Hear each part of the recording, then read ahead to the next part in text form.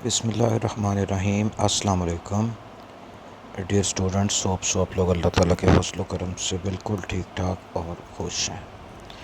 तो बेटे, next topic दी mammalian digestive system, और इसके अंदर जो एग्ज़ाम्पल हम स्टडी करेंगे वो है ह्यूमन बीइंग की, क्योंकि बाकी जो मैमल्स का जनरलाइज्ड डाइजेस्टिव सिस्टम, मतलब कि जो एनिमल्स वाला सिस्टम है, इंसान के अलावा जो मैमल्स उनका, वो पीछे वर्टिब्रेट ज़ूलॉजी के अंदर कवर हो गया, इसलिए उसको दोबारा से रिपीट नहीं किया जा रहा। तो सिर्फ इंसान का सिस्टम आएगा। तो इंसान ओमनीवोर कैटेगरी के अंदर आता है। इस कैटेगरी के अंदर पिग्स भी आते हैं, बियर्स आते हैं, रैकून्स और चंद दूसरे मैमल्स आते हैं। तो इनका चूँकि digestive system plant based, animal based या किसी और तरह की फूड भी डाइजेस्ट कर सकता है, इसलिए इसके अंदर केमिकल एबिलिटीज़ ज़्यादा होती हैं। मतलब ये कि ये multiple type of enzymes produce कर सकता है जो कि डिफरेंट टाइप ऑफ फूड के लिए इसेंशियल है। तो उसके बाद इसका जनरल ओवरव्यू है बेटे, ये वाली जो पिक्चर है ये इंसान का डाइजेस्टिव सिस्टम है, और दिस इज़ नथिंग न्यू। ये वही सेम सिस्टम है जो आप छोटी क्लासेस के अंदर क्लास 1-2 से ऑनवर्ड्स बढ़ते आ रहे हैं। तो इसके अंदर कोई भी नया ऑर्गन ऐड नहीं है, सब कुछ वही का वही है।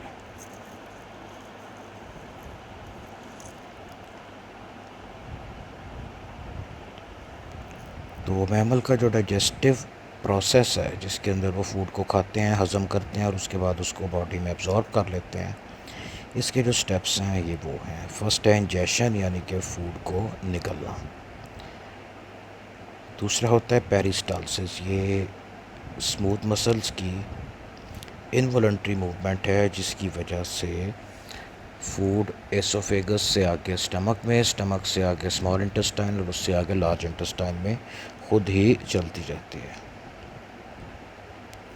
उसके बाद आता है सेगमेंटेशन, यानी कि डाइजेस्टिव ट्रैक के अंदर जाके फूड के सारे जो कंपोनेंट्स हैं और उसके साथ एंजाइम्स को मिक्स करना। फोर के अंदर है सेक्रीशन, जिसके अंदर हार्मोन्स आते हैं, एंजाइम आते हैं और कोई स्पेसिफिक आयंस एंड केमिकल्स आते हैं जो कि डाइजेशन के प्रोसेस में यूज़ होते हैं। उसके बाद है डाइजेशन के अंदर बड़े वाले न्यूट्रिएंट पार्टिकल्स को तोड़ के इनके सिंपल डिफ्यूजेबल मॉलिक्यूल्स बना लिए जाते हैं, जिस तरह से कार्बोहाइड्रेट्स जाता है ग्लूकोज वगैरह के अंदर। उसके बाद लिपिड्स जाते हैं फैटी एसिड एंड ग्लिसरॉल के अंदर, और प्रोटीन्स जाते हैं अमीनो एसिड की फॉर्म के अंदर। तो पॉइंट नंबर 6, इसके अंदर ये सारे न्यूट्रिएंट्स स्मॉल इंटेस्टाइन में एब्जॉर्ब हो जाते हैं, और जो लिपिड होता है, लिपिड लिम्फेटिक सिस्टम के ज़रिए ट्रांसफ़र होता है। बाकी के न्यूट्रिएंट्स ब्लड के साथ ट्रांसफ़र होते हैं। तो ये जो लिम्फेटिक टिश्यू सिस्टम है, ये इसको ले जा के इंसान की स्किन के बिल्कुल नीचे एक टिश्यू होता है, उसको एडिपोज टिश्यू कहते हैं, जहाँ पे चर्बी का ज़ख़ीरा होता है, वहाँ पे ले जाके जमा कर देता है। पॉइंट नंबर 7, डेफिकेशन, बॉडी के अंदर से अनडाइजेस्टेड और अनएब्जॉर्ब जो फूड मटेरियल था उसको बाहर निकाल देना।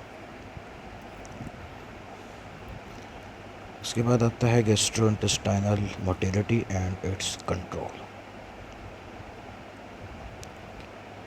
तो गैस्ट्रोइंटेस्टाइनल ट्रैक या डाइजेस्टिव सिस्टम, इसका फंक्शन इस चीज़ पे डिपेंड करता है कि इसमें कौन कौन से टिश्यू होते हैं। तो मैमल के डाइजेस्टिव सिस्टम के अंदर तकरीबन एक ही जैसे स्ट्रक्चर्स थ्रू आउट होते हैं। अब इस बात को थोड़ा सा समझना है कि ये नहीं हो रहा कि सबसे पहले एसोफेगस है, उसके बाद स्टमक है, फिर स्मॉल इंटेस्टाइन, फिर लार्ज इंटेस्टाइन। ये सारे एक जैसे नहीं है, लहता लहता है। हाँ, ये सारी चीज़ें जिन मस्कुलर लेयर से मिलके बनी हुई हैं, उन लेयर की कंपोजिशन सबकी सेम होती है। तो बाहर से मतलब अंदर की तरफ जाए तो सबसे पहले कनेक्टिव टिश्यू की एक बारी क्लियर आती है, इसको सिरोसा कहा जाता है। सिरोसा से ही वो मॉइस्ट एपिथेलियल शीट बनती है, जिसको पेरिटोनियम कहा जाता है। तो पेरिटोनियम सारी एब्डोमिनल कैविटी के अंदर लाइनिंग के तौर पे लगी होती है, और सारे इंटरनल ऑर्गन्स के ऊपर इसकी कवरिंग होती है। तो वो सारी जगह जिसको पेरिटोनियम ने कवर किया होता है उसको सिलोम यानी कि ट्रू बॉडी कैविटी कहते हैं। अगले वाले जो होते हैं वो लॉन्गिट्यूडनल स्मूथ मसल्स होते हैं और दूसरे सर्कुलर स्मूथ मसल्स होते हैं। लॉन्गिट्यूडनल मसल किसी भी चीज़ पे लंबी स्ट्रिप्स की फॉर्म में यानी कि लंबाई के रुख होते हैं, और जबकि ये जो सर्कुलर स्मूथ मसल्स हैं उसको चारों तरफ से रिंग की फॉर्म में कवर करते हैं, और इसके अंदर जो मसल फाइबर्स हैं वो भी बंडल उसके रिंग की शक्ल के अंदर होते हैं। ठीक है, तो ये वही जनरल स्ट्रक्चर दिखाया गया है। तो सबसे जो आउटर मोस्ट लेयर होती है उसके चारों तरफ इसको कहते हैं सिरोसा। उसके बाद ये इसकी मसल लेयर है, इसमें लॉन्गिट्यूडनल स्मूथ मसल्स आएंगे, और उसके नीचे तीसरे नंबर पे सर्कुलर स्मूथ मसल्स आएंगे। और ये जो ब्लू कलर से लेयर इसको सब म्यूकोसा कहा जाता है, और पर्पल वाली म्यूकोसा। और उसके अंदर ये जो पिंक से कलर से दिखाया गया ये ल्यूमन यानी कि ये एक्चुअल खाली जगह है अंदर जहाँ से फूड गुजरती है।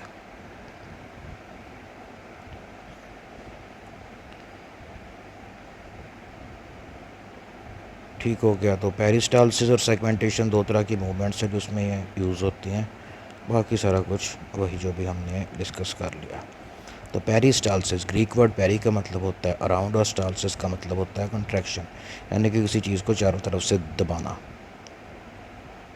तो गैस्ट्रो इंटेस्टाइनल ट्रैक या डाइजेस्टिव ट्रैक के अंदर फूड तभी आगे कुचलती है जबकि इसके अंदर मौजूद सर्कुलर मसल जो हैं वो कंट्रैक्ट करें और फूड को आगे को दबाएं। ये बिल्कुल ऐसे ही है जैसे आप वो ट्यूब दबा के टूथपेस्ट वगैरह निकालते हैं, इसी तरह से वो फूड आगे जाती है। तो उसके बाद स्मॉल इंटेस्टाइन और लार्ज इंटेस्टाइन, इनके अंदर भी स्मूथ मसल के रिंग्स होते हैं, और ये भी रिपीटेडली कंट्रैक्ट और रिलैक्स करते रहते हैं जिससे फूड आहिस्ता आहिस्ता आगे पीछे होती रहती है। तो इस प्रोसेस को कहते हैं सेगमेंटेशन। इसमें फूड अब आगे नहीं गुजर रही, मतलब कि पीछे वाले मसल उसको आगे कर देते हैं, आगे वाले पीछे कर देते हैं। ये इन दोनों की पिक्चर्स हैं। सबसे ऊपर वाली जो मूवमेंट है ये पेरिस्टालसिस है, जिसमें मसल जैसे दबते हैं अगले वाले खुलते जाते हैं, और ये जो येलो कलर से फूड दिखाई गई है ये इस तरह से स्टमक के अंदर पहुंच जाती है। इसके बाद जो सेगमेंटेशन है इसमें फूड को इंटेस्टाइन में रख के एक ही जगह पे, मतलब यहाँ से इसको इधर कर दिया जाएगा और अगली जिस तरह पिक्चर में आगे चलकर वहाँ से फिर ये वापस इस तरह आ जाएगी। तो इसका मकसद ये होता है कि फूड के साथ जो डाइजेस्टिव एंजाइम्स वगैरह हैं वो अच्छी तरह से मिक्सअप हो जाए। उसके बाद आते हैं स्फिंक्टर। स्फिंक्टर सर्कुलर मसल का एक ना टाइट वाला रिंग होता है, और ये डाइजेस्टिव सिस्टम के एक हिस्से को दूसरे हिस्से से सेपरेट भी रखता है, और इसका ये फ़ायदा होता है कि फूड थोड़ी थोड़ी करके नेक्स्ट पार्ट के अंदर जाती है। तो स्टमक है, स्टमक के ऊपर दो स्फिंक्टर होते हैं, जो उसका ऊपर वाली साइड पे बनता है उसको कार्डिक स्फिंक्टर कहते हैं, और जो नीचे वाली साइड पे होता है उसको पाइलोरिक स्फिंक्टर कहते हैं। तो इसका फ़ायदा ये होता है कि एकदम से कोई फूड ज़्यादा भी खा लें तो वो आपके गले में फंस जाएगी, स्टमक में नहीं उतर सकेगी। फूड हमेशा छोटे छोटे पार्ट्स में स्टमक के अंदर जाती है। सिमिलरली स्टमक अगर फुल हो गया तो फूड एकदम से स्मॉल इंटेस्टाइन में नहीं चली जाती। स्टमक अपना जब वर्क पूरा कर लेता है तो उसके बाद फूड थोड़ी थोड़ी करके स्मॉल इंटेस्टाइन के अंदर जाती है।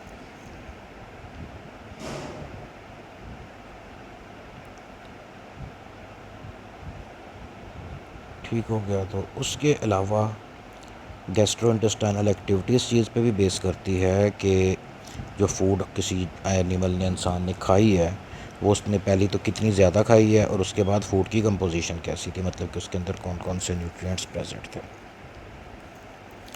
तो इसकी वजह से जो डिफरेंट किस्म के एंजाइम्स हैं वो प्रोड्यूस होते हैं, और इस चीज़ के अंदर इंसान का देखने की एबिलिटी, सूंघने की एबिलिटी, ये बड़ा इंपॉर्टेंट रोल प्ले करते हैं। कि फॉर एग्ज़ाम्पल कोई चीज़ है जो आपकी पसंद की है और आपके पास पक रही है और आपको पता है कि थोड़ी देर के बाद ये मुझे मिल भी जानी है, तो इस बेस पर आपने सिर्फ उसको देखा या उसकी स्मेल अब तक आई है, लेकिन हमारा जो स्टमक और डाइजेस्टिव सिस्टम होता है उसने फ़ौरन एंजाइम प्रिपेयर करने शुरू कर देने हैं जो कि उसको डाइजेस्ट करें।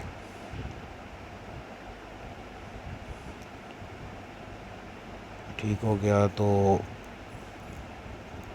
डाइजेशन के अंदर, डाइजेशन जो कि माउथ से ही स्टार्ट हो जाती है, उस दौरान ये होता है कि जो स्लाइवरी ग्लैंड्स हैं ये भी एक्टिवेट हो जाते हैं और ज़्यादा स्लाइवा प्रोड्यूस करना शुरू कर देते हैं। तो इस कंडीशन को कहते हैं मुंह में पानी आ जाना। तो ये बेसिकली फूड को देख के, किसी खाने वाली चीज़ को, अपनी पसंद की खाने वाली चीज़ को देख के हमारा डाइजेस्टिव सिस्टम उसके लिए तैयार होना शुरू हो जाता है। ये सारे का सारा वो है। इसके अलावा डाइजेस्टिव सिस्टम को रेगुलेट करने के लिए नर्वस सिस्टम और एंडोक्राइन सिस्टम, ये दोनों मिल के रोल प्ले करते हैं। अब इसके एक पार्ट्स पे बात करेंगे। सबसे पहले आती है ओरल कैविटी यानी कि माउथ। इसके ऊपर एक लिप्स का पेयर होता है जो कि इसको प्रोटेक्ट करता है। लिप्स हाईली वास्कुलराइज्ड होते हैं यानी कि इनके अंदर बहुत सारी बारीक बारीक ब्लड वेसल्स गुजरती हैं। तो स्केलेटल मसल टिश्यूज़ हैं, इनके अंदर सेंसरी नर्व एंडिंग्स बहुत ज़्यादा होती हैं।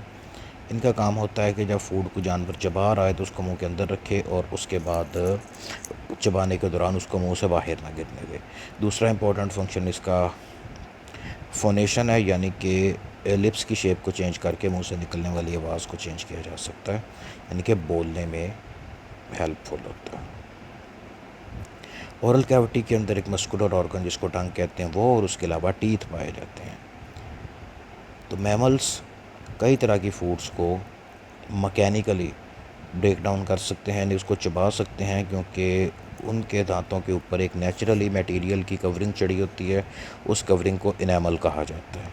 तो इनेमल जिस्म का सबसे सख्त वाला हिस्सा होता है, इसलिए अगर दांतों की प्रॉपर केयर की जाए, जानवर तो जो उनका सिस्टम है वो है, इंसान अगर अपने दांतों की प्रॉपर केयर करे तो और इसका इनेमल ख़राब ना होने दे तो दांत सारी ज़िंदगी पक्के और हेल्दी ही रहते हैं। लेकिन अगर एक बार किसी वजह से दांतों का इनेमल ख़राब हो जाए तो ये कभी भी दोबारा से रिपेयर नहीं होता और आर्टिफिशली भी नहीं होता।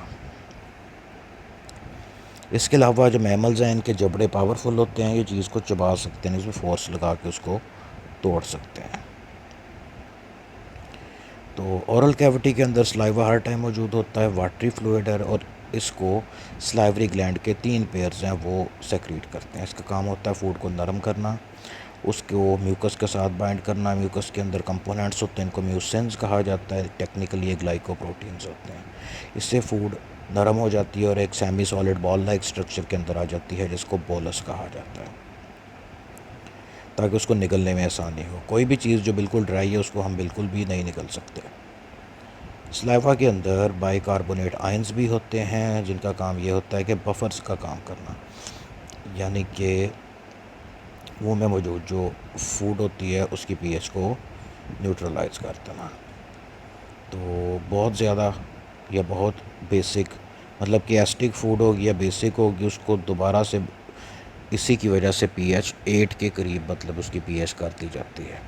और कोई भी फूड हम खाएं चाहे वो एसिडिक ही क्यों नहीं है, लेकिन जैसे ही वो जाके सलाइवरी ग्लैंड्स के साथ रिएक्ट करती है और सलाइवा के साथ मिक्स होती है तो उसकी पीएच बेसिक हो जाती है, क्योंकि बेसिक पीएच नेसेसरी है हमारे माउथ में और सलाइवा में मौजूद जितने भी एंजाइम हैं ये सारे बेसिक पीएच पे काम करते हैं, एसिडिक पीएच के ऊपर नहीं करते।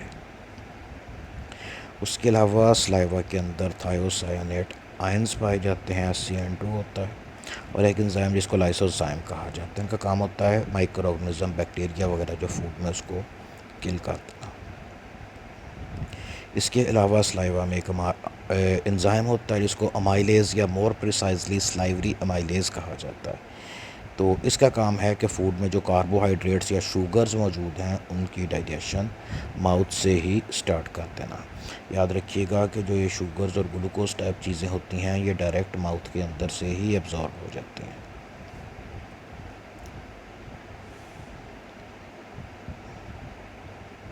अच्छा, उसके बाद आता है फेरिंक्स और एसोफेगस। तो जो हमारा गला है इसके अंदर 2 ट्यूब्स साथ साथ होते हैं। तो इसके अंदर से एक तो है एसोफेगस यानी कि खुराक की नाली, और उसके बिल्कुल साथ अटैच होती है ट्रेकिया जो कि सांस की नाली है।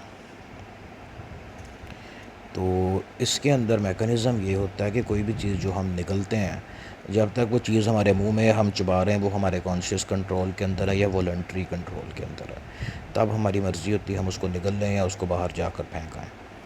तो एक बार जब चीज़ गले से उतर गई, उसके बाद ये हमारे कंट्रोल के अंदर नहीं रहती है। हम इसको सोच के अपनी मर्ज़ी से वापस ऊपर को नहीं लेके आ सकते। इसने बस जो इसका पाथवे सीधा उस पर जाना, यानी कि उसके बाद ये इनवॉलंटरी मसल्स के कंट्रोल के अंदर आ जाता है। तो एसोफेगस भी इलास्टिक होती है, कंट्रैक्टर रिलैक्स कर सकती है। इसका काम होता है कि जो भी चीज़ यानी कि फूड का लुकमा जिसको कहते हैं, बोलस, वो या पानी वगैरह को पी रहा है, उसको स्टमक तक पहुंचा दे। याद रखिएगा कि एसोफेगस की एक लिमिट है, ये कोई बहुत बड़ा पाइप नहीं होता है, एक छोटी सी ट्यूब होती है जिसमें से खाना थोड़ा थोड़ा करके गुजरता है।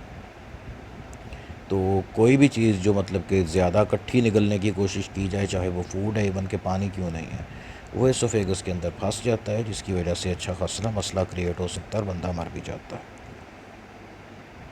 सो बी केयरफुल। अच्छा, तो उसके बाद ये याद रखना है कि फेरेंक्स या एसोफेगस मतलब कि इनका बज़ाते ख़ुद अपना कोई एंजाइम वगैरह नहीं होता। हाँ, ये कुछ क्वांटिटी के अंदर म्यूकस ज़रूर प्रोड्यूस करते हैं। एक चिपचिपा वाइट सा मटेरियल होता है सलाइवा की तरह का, उसका काम ये होता है कि फ़ूड को आगे गुजरने में आसानी हो जाए, मतलब कि वो स्लिपरी एंड सॉफ्ट हो जाए। उसके बाद आता है स्टमक यानी कि मैदा। तो ये एक थिक मस्कुलर बैग होता है, डिस्टेंसिबल होता है, मतलब कि ये अपने साइज़ से फैल सकता है फिर छोटा हो जाता है। जब इसमें कोई चीज़ जाती है, मतलब फूड इसके अंदर जाती है, ये फैल के बड़ा हो जाता है। जब फूड इसमें से गुजर जाती है, सुकड़ के वापस छोटा हो जाता है। इसके 3 फंक्शंस होते हैं जो कि मेन फंक्शंस हैं। सबसे पहले है कि फ़ूड को टेम्परेरी स्टोर करना और उसके बाद उस फूड को अच्छी तरह से मिक्स करना। उसके बाद ये कई तरह की सेक्रीशंस प्रोड्यूस करता है, जिसमें एंजाइम्स हैं, म्यूकस है और HCl हाइड्रोक्लोरिक एसिड। इससे प्रोटीन्स की डाइजेशन स्टार्ट हो जाती है और बाकी की जो फूड है वो भी सारी सॉफ्टन यानी कि नरम होना शुरू हो जाती है, क्योंकि एसिड प्रेजेंट है। उसके बाद फूड स्टमक से स्मॉल इंटेस्टाइन में कितनी कितनी गुजर के जाएगी और कितनी देर के बाद जाएगी, ये भी स्टमक ही रेगुलेट करता है। तो स्टमक को नेचुरली पता होता है कि एक फ़ूड वो कितनी देर के अंदर हज़म होगी और उसके बाद वो पेट से आगे कैसे गुजरेगी। मतलब अब स्टमक के अंदर फॉर एग्ज़ाम्पल आपने कोई चीज़ खाई जिस तरह से सेब वगैरह, ये आपको 15-20 मिनट के अंदर मैक्सिमम हज़म हो जाता है, उसके बाद ये स्टमक से निकल जाता है। तो स्टमक को पता है कि सेब अब इस हालत के अंदर आ गया है तो इसको आगे भेजा जा सकता है। दूसरी तरफ कई फूड्स होते हैं जिसके अंदर वेजिटेबल मटेरियल वगैरह है, तो उनके ऊपर स्टमक को टाइम लगता है। और जो ये बेकरी की चीज़ें जिनमें मैदा वगैरह ज़्यादा होता है, इस तरह की चीज़ें, ये भी स्टमक से और इंटेस्टाइन से स्लो गुजरती हैं, तो इनको कई घंटे लग सकते हैं। तो ये बेटे स्टमक का स्ट्रक्चर है। ये ऊपर जहाँ पे एसोफेगस लिखा हुआ है, ये वो वाला हिस्सा है जहाँ से खुराक की नाली मतलब के स्टमक तक आती है। ये एक रिंग लाइक स्ट्रक्चर होता है, इसको कार्डिक स्फिंक्टर कहते हैं। यहाँ से फूड थोड़ी थोड़ी करके स्टमक के अंदर आती है। ठीक है, तो ये स्टमक अंदर से कट ओपन करके दिखाया गया, अंदर से इसी तरह का ही होता है। और दूसरा स्फिंक्टर होता है यहाँ पे जिसको पाइलोरिक स्फिंक्टर कहते हैं, ताकि फूड थोड़ी थोड़ी करके स्मॉल इंटेस्टाइन के अंदर जाए। तो अब ये स्टमक को थोड़ा बड़ा करके नीचे दिखाया गया है कि इसकी जो वॉल्स होती हैं, इसके अंदर कौन कौन से सेल्स होते हैं। तो ये स्टमक की वॉल्स हैं, एक बार इसको देख लें, फिर इसके हम फंक्शंस भी पढ़ते हैं। मतलब कि स्टमक की वॉल का सेक्शन काटा गया, इसके अंदर म्यूकस सेल्स हैं, गैस्ट्रिक सेल्स हैं, पेरिटल सेल्स हैं और चीफ सेल्स हैं। ठीक है, ये इसकी लेयर्स दिखाई गई हैं, सब म्यूकोसा, मस्कुलर लेयर जो 2 तरह के मसल्स हैं, लॉन्गिट्यूडनल और सर्कुलर, और उसके बाद म्यूकोसल लेयर और म्यूकस मेम्ब्रेन।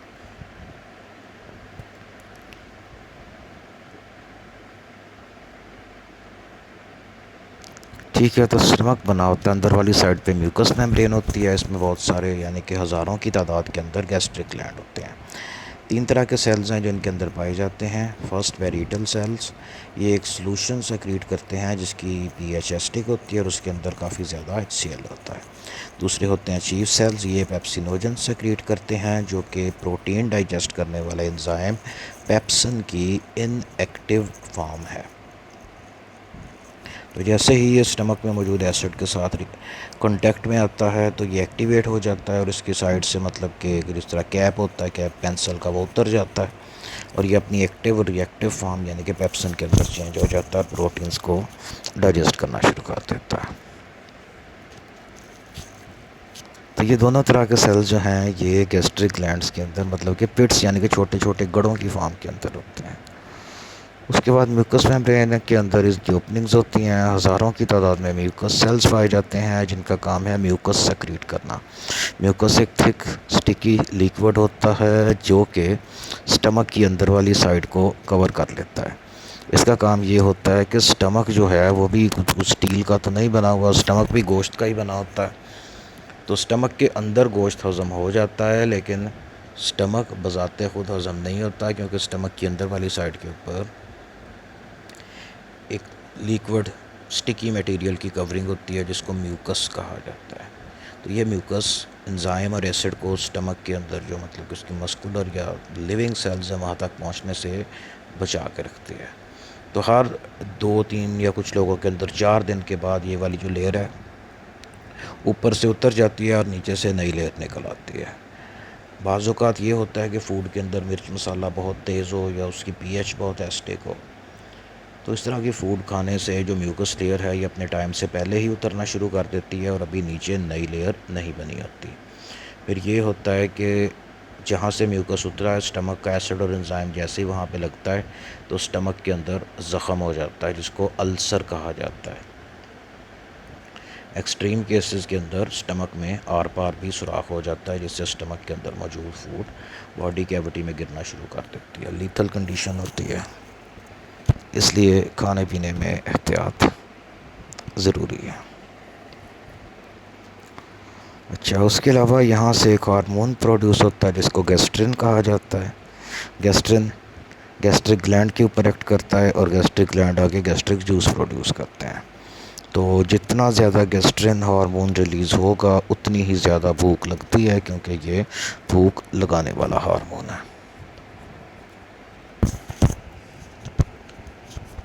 ठीक है, तो जैसे जैसे फूड स्टमक के अंदर जाई जाती है ये स्टमक की दीवारों को फैला देती है। इससे ये होता है कि जो गैस्ट्रिक पिट्स हैं ये स्टिमुलेट हो जाते हैं और HCl सेक्रेट करते हैं। दूसरा, इसके साथ पेप्सिनोजन जो कि पेप्सिन की इनएक्टिव फॉर्म है।